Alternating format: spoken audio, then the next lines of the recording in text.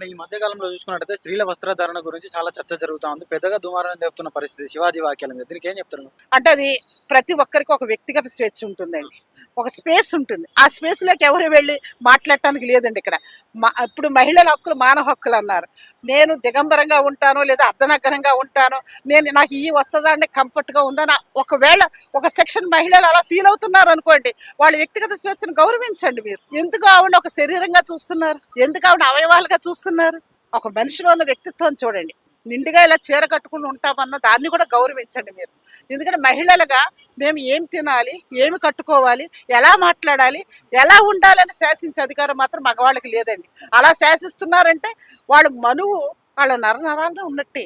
మనుధర్మం అదే చెప్పింది. నా స్త్రీ స్వతంత్రం అర్హత అన్నది. ఆడవాళ్ళు పుట్టాక తల్లిదండ్రులు అధిభాగ్యంలో ఉండాలి, పెళ్ళైతే మగవాడు అధిభాగ్యంలో ఉండాలి, ముసలివాళ్ళు అయితే పిల్లలు అధిభాగ్యంలో ఉండాలి. ఇంకా మాకెప్పుడు స్వతంత్రత? మేమెప్పుడు మేముగా బతకాలి? మాకెప్పుడు ఈ దేశంలో స్వతంత్రం వస్తుంది? స్వేచ్ఛ కోసం, స్వతంత్రం కోసం, సమానత్వం కోసం, సమాన అవకాశాల కోసం ఆ రోజున సావిత్రి పూలు ఎలుగెత్తి చాటిన ఆ పెనుకేక ఏదైతే ఉందో ఆ కేక ఇప్పటికీ మా చెవులు వినపడుతుందండి. ఆ దిశలోనే మా పోరాటం.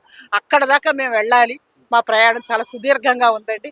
ఇది ముందుకు వెళ్ళాల్సింది. శివాజీ వాక్యాలను ఖండిస్తున్నారు. ఆ వ్యక్తిగత స్వేచ్ఛని గౌరవించమని అంటున్నానండి. శివాజీ గారైనా మరొక సోదరుడికైనా నేను చెబుతున్నది ఏంటంటే, మీ వస్త్రధారణ ఎలా ఉందని మేము క్వశ్చన్ చేయట్లా. మీరు ఇంట్లో మీ ఆడవాళ్ళ పట్ల ఎలా ఉంటున్నారని మేము ఇంట్లోకి వచ్చి ప్రశ్నించడంలా. మేము ఎవరూ కూడా మీ వ్యక్తిగత స్వేచ్ఛను మేము ఆక్షేపించడంలా. మరి మా విషయంలోకి వస్తే మీరు ఎందుకు ఆక్షేపిస్తున్నారు? మమ్మల్ని వ్యక్తులుగా ఎందుకు చూడటం లేదు?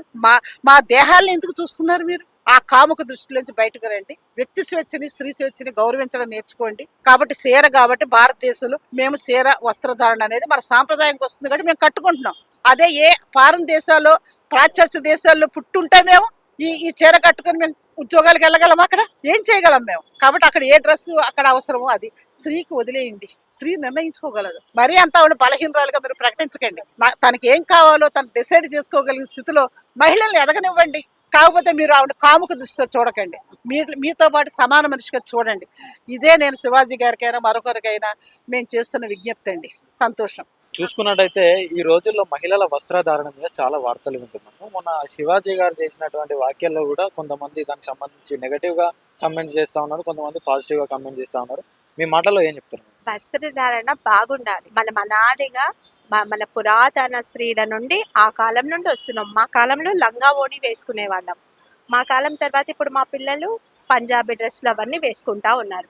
విదేశాల సంస్కృతి మన దగ్గరికి ఇప్పుడు చైనా వాళ్ళు, ఇంకా అమెరికా వాళ్ళ సంస్కృతి, వాళ్ళ వాతావరణానికి ఆ డ్రెస్ వాళ్ళకి సరిపోతుంది. మన వాతావరణం అది కాదు కదా. కాబట్టి లక్షణంగా సంస్కృతి పరంగా, సాంప్రదాయ పరంగా ఉండడమే మంచిది. ఆ విధంగా ఉండడమే మంచిది. ఇది మీరు ఇట్లా అన్నారు అనేది కాకుండా ఎవరికి వాళ్ళు ఆలోచించాలి. మంచి వస్త్రధారణ వల్ల మనకి ఇంకా నేనేమంటున్నా, మొహం మొత్తం కప్పుకుంటే కూడా ఈ పొల్యూషన్ కూడా మనకు రాదు. కరోనా టైంలో మంచిగా అనిపించింది, సగభాగం మీద అయిపోతుండే. ఆ విధంగా ఉంటే ఏవి రావు, ఏ యాసిడ్ దాడులు రావు, ఎవరిపైన ఎవరు కూడా చూడరు. అంటే మా స్వేచ్ఛను మీరు ఎలా డిసైడ్ చేస్తారు? మాకు స్వేచ్ఛ లేకుండా చేస్తున్నారు అని చెప్పేసి మాట్లాడుతూ ఉన్నారు. ఇలాంటి కామెంట్స్ వచ్చినప్పుడు దీనికి ఏం చెప్తారు? ఈ ప్రజాస్వామ్యం కదా, ప్రజలకి ప్రశ్నించే తత్వం ఉంది, అడిగే తత్వం ఉంది కదా. ఎవరి అభిప్రాయాలు వాళ్ళవి. ఇక నేను టీచర్గా ఇంతే చెప్తాను. ఇంకా ఆ కాంట్రోవర్సీకి నన్ను లాగకండి.